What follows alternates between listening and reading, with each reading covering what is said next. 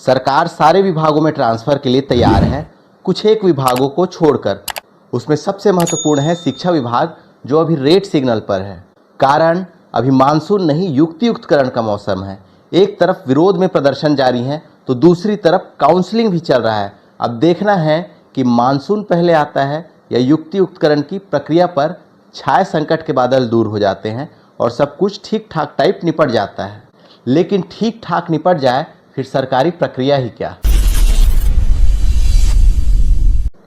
युक्तियुक्तकरण की काउंसलिंग में मेरिट के आधार पर स्कूल चुने गए कई शिक्षकों का कहना है कि इसमें भी धांधली की जा रही है।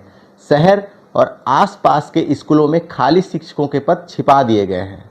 मतलब जाना है तो शहर से दूर ही जाओ, शहर में तो पद ही नहीं है भाई।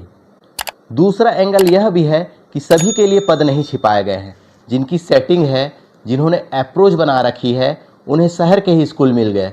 उन्हें बता दिया गया, देख लो शहर के इस स्कूल में पोस्ट खाली है, लपक लो, मेरिट वेरिट बाद में देख लेंगे। इससे पहले कि आप मुझ पर शक करें कि ये सब कहाँ से उठा लाया, कहाँ ले आया ये शिकायतें, मैं क्लियर कर दूं कि ये शिकायतें शिक्षक कर रहे हैं, मैं नहीं। मैं तो उनकी आवाज़ आप तक पहुंचा रहा हूं। दूध का दूध और पानी का पानी कैसे होगा, ये दोनों पक्ष तय करेंगे। मैं शिक्षकों का पक्ष रख रहा हूं, प्रशासन से अपेक्षा रखते हुए कि वो भी अपना पक्ष रखेगा और शिकायतों का समाधान करेगा। मुझे काउंसलिंग में गए शिक्षक अपनी शिकायत बता रहे हैं। सरकारी सेवा है, इसलिए सब कुछ खुल कर नहीं कह सकते, इस डर से कि कहीं कोई कार्रवाई ना हो जाए। सच में टीचर होना या सरकारी नौकरी में इस तरह के पद पर होना कि कभी भी कुछ भी हो जाए, कितनी मजबूरी है। खैर, मजबूर शिक्षकों की समस्या और शंका यहीं तक नहीं है। मजबूर शिक्षकों का कहना है कि अभी सारे सरकारी विभागों में ट्रांसफ़र की तैयारी शुरू हो गई है, लेकिन शिक्षकों को तबादलों के लाभ से दूर रखा गया है। शिक्षा विभाग में शिक्षकों के ट्रांसफ़र अभी नहीं होंगे। इधर उधर कहीं भी फॉक चल रहा होगा, लेकिन छत्तीसगढ़ में अभी युक्तियुक्तकरण चल रहा है। युक्तियुक्तकरण एक किस्म का ट्रांसफ़र ही है कि भाई जिस स्कूल में तुम हो वहाँ अतिशेष हो, एक्स्ट्रा हो, चलो उस स्कूल में जाओ जहाँ तुम्हारी ज़्यादा ज़रूरत है, यहाँ एक्स्ट्रा हो, वहाँ मेन टीचर हो जाओगे। अब इन्हीं मेन शिक्षकों का, जिनका कहना है कि काउंसलिंग में शहर और आसपास की पोस्टिंग छिपाई जा रही है, वे यह भी कहते हैं कि शिक्षकों के तबादले 3 महीने बाद शुरू हो जाएंगे। इसके बाद युक्तियुक्तकरण की हवा निकल जाएगी और जिनके पास अप्रोच और पैसा है वो टीचर शहर के स्कूलों में वहाँ पोस्टिंग पा जाएंगे जहाँ की पोस्टिंग अभी छिपा कर रखी गई है। जिनके पास पैसा है, अप्रोच है, उनके लिए युक्तियुक्तकरण मायने नहीं रखता। युक्तियुक्तकरण से वही डरे हुए हैं जो मजबूर हैं। शहरी इलाकों की पोस्टिंग छिपाने के पीछे ट्रांसफ़र के समय टीचरों से सौदेबाजी का गोरख धंधा है। ऐसा कुछ कि इतने पैसे दोगे तो यहाँ पोस्टिंग दे देंगे। और दूसरा ये वाला कि अच्छा फला नेता ने कहा है, ओके यहाँ एक पोस्ट है, काउंसलिंग के समय हमने छिपा कर रखी थी, आपको दिए देते हैं, आखिर आप नेताजी के खास हैं, पैसे देने की ज़रूरत नहीं, हम नेताजी से बना लेंगे। इस तरह के आरोप लगाने वाले मजबूर शिक्षक तो यह भी कहते हैं कि अभी कोर्ट में न्यायाधीशों के अवकाश चल रहे हैं, इसलिए भी हड़बड़ी में काउंसलिंग कराई जा रही है। कई जिलों में तो 1 या 2 रात पहले ही सूचना दी गई और वो भी व्हाट्सएप मैसेज के माध्यम से। आरोपों की सूची में यह भी एक आरोप है कि काउंसलिंग की जो लिस्ट बनी है उसमें भी वरिष्ठता क्रम में भारी गड़बड़ी है। आरोपों के पुलिंदे में एक आरोप यह भी है कि दिव्यांग शिक्षकों तक को युक्तियुक्तकरण में परेशान किया गया है।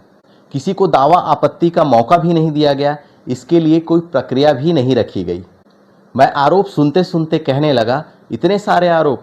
मैंने पूछा जिन्होंने इतने आरोप गिनाए उनसे, बाकायदा या वादा करते हुए कि मैं कहीं भी आपका नाम नहीं लूँगा, इस वीडियो में तो बिल्कुल भी नहीं। मुझसे बताया गया कि राजधानी रायपुर के रायपुरा में पता कर लीजिए आप, वहाँ के एक स्कूल में जीव विज्ञान के टीचर की पोस्ट छिपा दी गई है।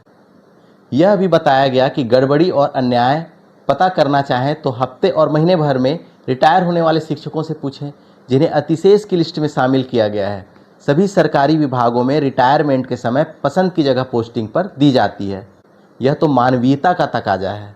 मैं कोई और सवाल पूछता, उससे पहले मुझे और भी जानकारियाँ दी गई, जैसे आरंग ब्लॉक में अतिशेष के तहत काउंसलिंग में जाने के ठीक 2 दिन पहले 4 शिक्षकों को स्कूल समन्वयक बना दिया गया ताकि अतिशेष लिस्ट में उनका नाम न आए।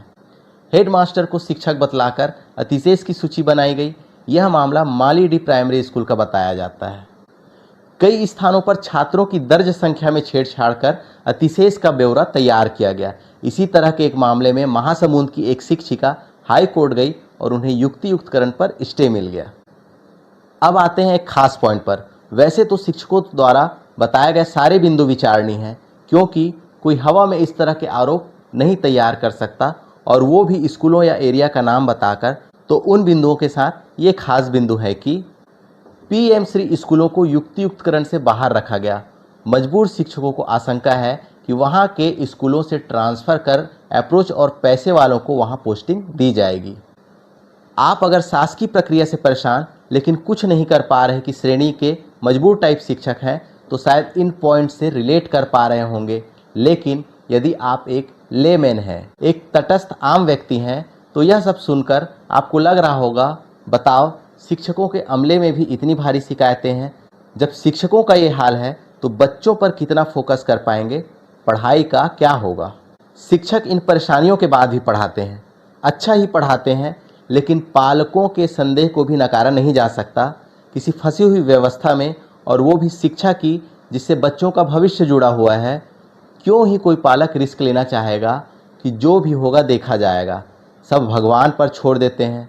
आजकल के माँ बाप गांव के हो या शहर के, बच्चे के भविष्य को लेकर जागरूक दिखते हैं। उन्हें अच्छे और बुरे स्कूल का पता होता है।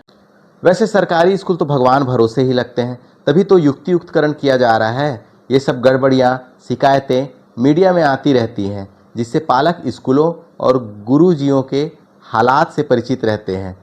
मैंने अपने पिछले एक वीडियो में कहा था कि इसलिए ही आजकल वही लोग अपने बच्चों को सरकारी स्कूल में भेजते हैं जिनके पास प्राइवेट स्कूल लायक पैसे नहीं हैं। जिस दिन उनके पास पैसे आ गए, वो भी अपने बच्चे को सरकारी से निकालकर प्राइवेट में भेज देंगे।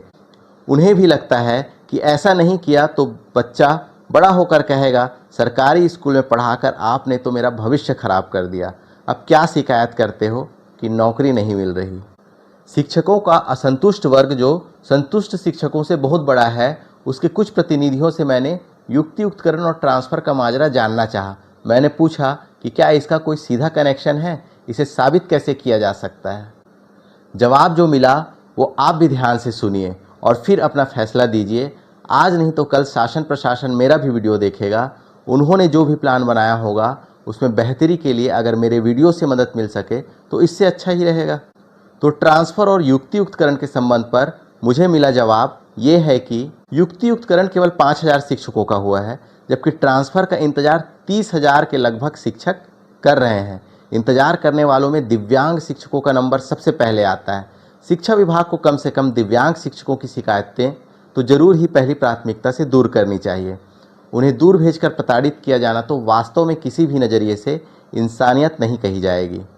दूसरे नंबर पर वे पति पत्नी आते हैं जो दूर दूर पोस्टिंग की वजह से एक दूसरे से दूर हैं।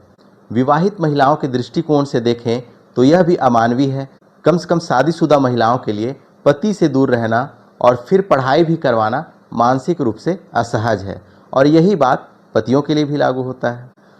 अंत में मैं युक्तियुक्तकरण पर हाई कोर्ट से स्टे पाने वाली टीचर कल्याणी थेकर जी के केस के बारे में बताता हूँ। महासमुंद जिले के प्राइमरी स्कूल की शिक्षिका कल्याणी थेकर जी ने युक्तियुक्तकरण पर कोर्ट का रुख किया।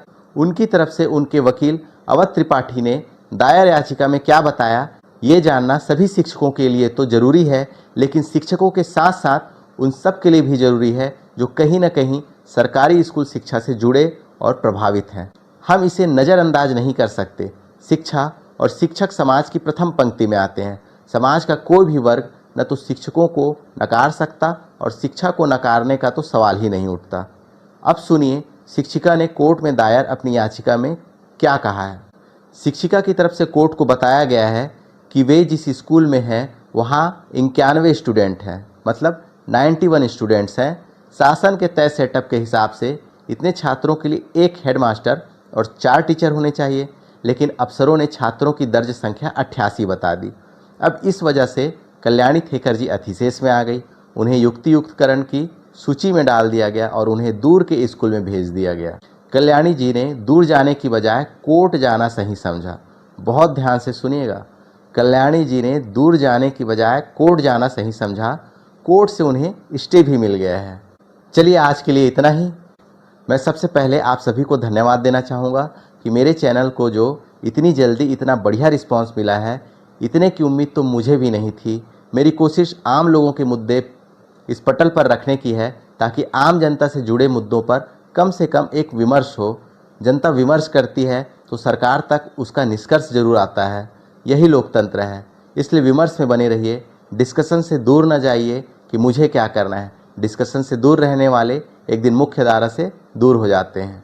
लोकतंत्र आपको अपने अधिकार देता है। अपने अधिकारों को जानने के अलावा उनके उपयोग और प्रयोग के लिए भी विमर्श आवश्यक है। मेरा यही संदेश, यही अनुरोध कि विमर्श में बने रहिए, आपको फ़ायदा ही होगा। आपको आने वाली पीढ़ियां दुआएं देंगी कि लोकतंत्र की तरह नागरिक की भूमिका और ताकत को समझते थे, इसलिए उन्हें अपने अधिकारों के लिए लड़ना नहीं पड़ा। और मेरा उत्साह बनाए रखने के लिए मुझे सब्सक्राइब भी कीजिए। मैं आपका देवव्रत हूँ। नमस्कार, जय जोहार।